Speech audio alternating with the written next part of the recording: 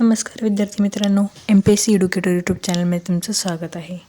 16 August 2026च्या Loksatta न्यूजपेपरमध्ये आलेल्या महत्त्वाच्या करंट अफेअर्स संबंधित प्रश्न आता आपण बघणार आहोत. तत्पूर्वी चॅनलवर नवीन असाल तर चॅनलला सबस्क्राईब करा आणि बेल आयकॉनसुद्धा दाबा, जेणेकरून नवीन व्हिडिओजचं नोटिफिकेशन तुम्हाला वेळेवर मिळेल. चला तर मग आजच्या पहिल्या प्रश्नाला सुरुवात करूया. प्रश्न क्रमांक पहिला आहे, इंडोनेशिया हा देश सतत होणाऱ्या भूकंप आणि ज्वालामुखीच्या क्रियाकलापांसाठी ओळखला जातो. याचे मुख्य भौगोलिक कारण काय आहे? नुकताच इंडोनेशियामध्ये जो भूकंप झालेला आहे त्यामुळे त्या संबंधित हा प्रश्न आहे. तो विषुववृत्तावर स्थित आहे. तो प्रशांत महासागरातील रिंग ऑफ फायर क्षेत्रात येतो. तो पूर्णपणे पर्वतीय प्रदेशाने वेढलेला आहे. तो हिंदी महासागराच्या मध्यभागी स्थित आहे. तर याचं उत्तर आहे, तो प्रशांत महासागरातील रिंग ऑफ फायर या क्षेत्रामध्ये येत असल्यामुळे इंडोनेशियामध्ये सतत वारंवार भूकंप आणि ज्वालामुखीच्या घटना या घडत असतात. दुसरा प्रश्न क्रमांक आहे, पंतप्रधान नरेंद्र मोदी यांनी स्वातंत्र्य दिनाच्या भाषणातून विकसित भारतासाठी किती विकास प्रवाहांची संकल्पना मांडलेली आहे? A5, B6, C7, D8. तर याचं उत्तर आहे 7. प्रश्न क्रमांक 3 आहे, 80व्या स्वातंत्र्य दिनानिमित्त लाल किल्ल्यावरून भाषण करताना पंतप्रधानांनी विकसित भारताचा पाया मजबूत करण्यासाठी सप्तधारा 7 विकास प्रवाह संकल्पना मांडली. या 7 प्रवाहांमध्ये खालीलपैकी कशाचा समावेश आहे? ए आहे उत्पादन, शेती, अन्न प्रक्रिया. बी तंत्रज्ञान व नवोपक्रम, गतिशक्ती. सी संरक्षण शक्ती, हरित व नील अर्थव्यवस्था आणि सॉफ्ट पॉवर. तर याचं उत्तर वरीलपैकी सर्वच असणार आहे. हे सप्तधारा जे त्यांनी संकल्पना मांडलेली आहे त्या संबंधित आपण डिटेल माहिती व्हिडिओच्या शेवटी बघणार आहोत. आणि हा खूप महत्त्वाचा पॉईंट आहे. येणाऱ्या आगामी सर्व परीक्षांमध्ये यावर प्रश्न नक्की विचारला जाईल. त्यामुळे व्हिडिओ शेवटपर्यंत बघा, आपण त्याबद्दल पूर्ण माहिती घेऊया. पुढचा प्रश्न आहे प्रश्न क्रमांक 4, स्वातंत्र्य दिनाच्या भाषणात केंद्र सरकारने येत्या 1 वर्षात किती तरुणांना कृत्रिम बुद्धिमत्ता कौशल्यांचे प्रशिक्षण देण्याचे लक्ष्य निश्चित केले आहे? A50, B 1 कोटी, 50 लाख, 1 कोटी, 2 कोटी की 5 कोटी. तर याचं उत्तर आहे 1 कोटी तरुणांना जे कृत्रिम बुद्धिमत्ता कौशल्य प्रशिक्षण जे आहे ते दिलं जाणार आहे. पुढचा प्रश्न आहे प्रश्न क्रमांक 5, देशव्यापी क्रीडा क्षमता शोध मोहीम कोणत्या वयोगटातील मुलांसाठी राबवण्याची घोषणा स्वातंत्र्य दिनाच्या भाषणात करण्यात आली? क्रीडा क्षमता शोध मोहीम. A 6 ते 14 वर्ष, B 5 ते 15 वर्ष, C 10 ते 18 वर्ष की D 8 ते 16 वर्ष. तर याचं उत्तर आहे 5 ते 15 वर्षातील जे मुलं आहेत त्यांसाठी ही मोहिमेची घोषणा केलेली आहे, क्रीडा क्षमता शोध मोहीम.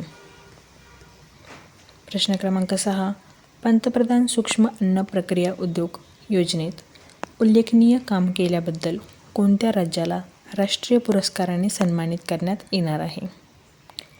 A Gujarat, B Maharashtra, C Madhya Pradesh, D Uttar Pradesh. तर याचं उत्तर आहे महाराष्ट्र. महाराष्ट्राने पंतप्रधान सूक्ष्म अन्न प्रक्रिया उद्योग ही जी योजना आहे यात उल्लेखनीय काम केलेलं असल्यामुळे ह्या राज्याला राष्ट्रीय पुरस्काराने सन्मानितसुद्धा करण्यात येणार आहे. प्रश्न क्रमांक 7 आहे, पंतप्रधान सूक्ष्म अन्न प्रक्रिया उद्योग योजना देशात कोणत्या आर्थिक वर्षापासून सुरू करण्यात आली आहे? A 2019-20, B 2020-21, C 2021-22, D 2022-23. याचं उत्तर आहे 2021-22. प्रश्न क्रमांक 8, स्वातंत्र्य दिन सोहळ्यादरम्यान पंतप्रधान नरेंद्र मोदी यांनी परिधान केलेल्या पगडीविषयी खालील कोणती विधाने बरोबर आहेत? A त्यांनी पिवळ्या, हिरव्या आणि पांढऱ्या रंगाची बांधणी नक्षी असलेली लाल पगडी परिधान केली होती. त्यांनी निळ्या आणि केशरी रंगाचे फेटा पद्धतीची पगडी परिधान केली होती.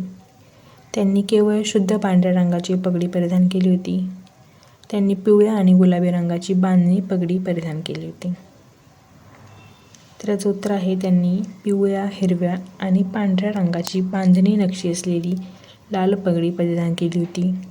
हा प्रश्न याकरिता घेतलेला आहे कारण की यापूर्वीसुद्धा निर्मला सीतारामन यांनी अर्थसंकल्प सादर करताना कुठली साडी वगैरे घातलेली होती यावर प्रश्न आयोगाने विचारलेला आहे. त्यामुळे या संबंधित प्रश्न विचारला जाऊ शकतो कारण याचा स्पष्ट उल्लेख लोकसत्ता पेपरमध्ये करण्यात आलेला आहे की त्यांनी कुठल्या रंगाची कशी पगडी वगैरे घातलेली आहे. त्यामुळे आपण हा प्रश्न इथे घेतलेला आहे.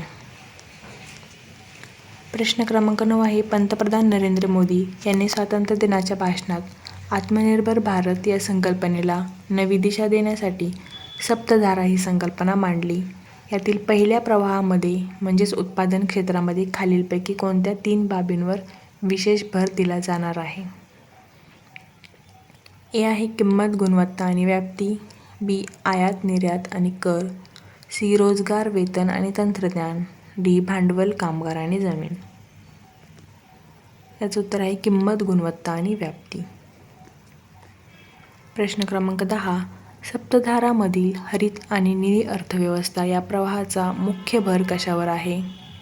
ए केवळ सागरी संसाधनांचा वापर करणे. बी हरित गतिशीलता, जागतिक तापमानवाढीवर उपाय शोधणे आणि किनारपट्टीवरील मत्स्यव्यवसाय व सागरी पर्यटनाचा विस्तार करणे. सी सर्व उद्योगांचे खाजगीकरण करणे. डी केवळ रस्ते वाहतूक वाढवणे.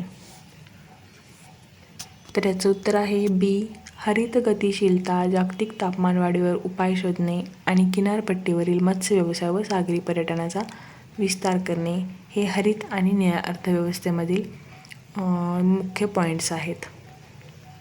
प्रश्न क्रमांक 11, खालीलपैकी कोणता घटक पंतप्रधानांनी मांडलेल्या सप्तधारा 7 प्रवाहांमध्ये समाविष्ट नाही? ए शेती आणि अन्न प्रक्रिया. बी तंत्रज्ञान आणि नवोपक्रम. सी डिजिटल शिक्षण व परकीय चलन. डी रक्षा शक्ती व सॉफ्ट पॉवर. याचं उत्तर आहे डिजिटल शिक्षण व परकीय चलन याचा यामध्ये समावेश नाही आहे.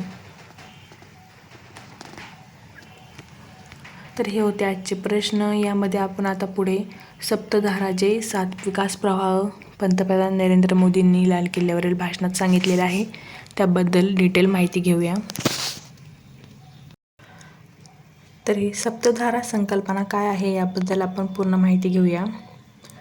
80व्या स्वातंत्र्य दिनानिमित्त म्हणजेच 15 ऑगस्ट 2026ला लाल किल्ल्यावरून पंतप्रधान नरेंद्र मोदींनी याची घोषणा केलेली आहे. याची मूलभूत संकल्पना जी आहे ती आत्मनिर्भर भारत निर्मितीला नवी दिशा देणं आणि विकसित भारताचा पाया मजबूत करणं ही आहे. यातील सप्तधारा म्हणजेच 7 प्रवाह ते कुठले आहेत ते आपण एक एक करून बघूया. पहिला आहे उत्पादन क्षेत्र. यामध्ये 3 पॉईंट्स आहेत, किंमत, गुणवत्ता आणि व्याप्ती.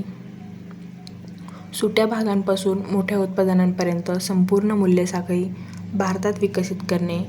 तसेच त्याची किंमत, त्याची गुणवत्ता आणि व्याप्ती या 3 विशेष बाबींवर भर दिला जाणार आहे. दुसरा पॉईंट आहे शेती आणि अन्न प्रक्रिया. यात शेतमालाचे केवळ उत्पादन न करता त्यावर प्रक्रिया करून मूल्यवर्धन करणे आणि आधुनिक तंत्रज्ञान व मूल्यसाखळी मजबूत करून भारतीय कृषी उत्पादनांना जागतिक बाजारपेठेत स्थान मिळवून देणे. तिसरा पॉईंट आहे तंत्रज्ञान आणि नवोपक्रम. अवकाश, क्वांटम तंत्रज्ञान, रोबोटिक्स, डेटा सेंटर या क्षेत्रांमध्ये भारताला ग्लोबल इनोव्हेशन हब बनवण्याचं यामध्ये उद्दिष्ट ठेवलेलं आहे. हा पॉईंट लक्षात ठेवा. त्यानंतर डिजिटल सार्वजनिक पायाभूत सुविधांचा विस्तार करणे हाही त्यामागे उद्देश आहे. चौथा आहे गतिशक्ती. हाय स्पीड रेल्वे, आधुनिक महामार्ग, अंतर्गत जलमार्ग आणि मल्टीमॉडल लॉजिस्टिक्सद्वारे शहरांना आणि औद्योगिक केंद्रांना जोडणं आणि बंदरावर आधारित विकास आणि पुरवठा साखळी मजबूत करणं हे 2 यामधले महत्त्वाचे गतिशक्ती संबंधित पॉईंट्स आहेत. पाचवा आहे रक्षा शक्ती म्हणजे संरक्षणाबाबत आहे. तर संरक्षणामध्ये आपल्याला आत्मनिर्भर व्हायचं आहे. ड्रोन, हायपरसॉनिक तंत्रज्ञान आणि आधुनिक संरक्षण प्रणाली विकसित करून तरुणांच्या सहभागातून सायबर सुरक्षा अधिक मजबूत करणे. 6 आहे हरित आणि निळी अर्थव्यवस्था. यात हरित गतिशीलता आणि जागतिक तापमानवाढीवर जे नियंत्रण ठेवायचं आहे त्यावर उपायांसाठी नेतृत्व केलं जाणार आहे. आणि निळ्या अर्थव्यवस्थेमध्ये किनारपट्टीवरील पर्यटन, मत्स्य व्यवसाय आणि सागरी आर्थिक उपक्रमांचा विस्तार केला जाणार आहे. आणि शेवटचा 7वा पॉईंट आहे सॉफ्ट पॉवर. योग, हस्तकला, ॲनिमेशन, गेमिंग, संगीत, चित्रपट व डिजिटल सामग्रीद्वारे जागतिक स्तरावर प्रभाव निर्माण करणं हे या सॉफ्ट पॉवरमधले उद्दिष्ट आहेत. हे 7 जे आहेत सप्तधारा, हे 7ही पॉईंट तुम्हाला शॉर्टकटमध्ये इथे मी नोट्सच्या स्वरूपात आणून दिलेले आहेत. तुम्ही जर लोकसत्ता न्यूजपेपर वाचला असेल तर तुम्ही हे पाहिले असतील, खूप डिटेल दिलेलं होतं, पण तुम्हाला हे शॉर्ट नोट्सच्या स्वरूपामध्ये मी इथे दाखवलेलं आहे. आणि हे पॉईंट्स नक्की लक्षात ठेवा, कारण आगामी परीक्षांमध्ये यावर प्रश्न नक्की विचारला जाऊ शकतो. खूप महत्त्वाचा पॉईंट आहे. तर आजची ही माहिती तुम्हाला कशी वाटली कमेंटमध्ये नक्की कळवा. व्हिडिओला लाईक आणि चॅनलला सबस्क्राईब करायला विसरू नका. धन्यवाद.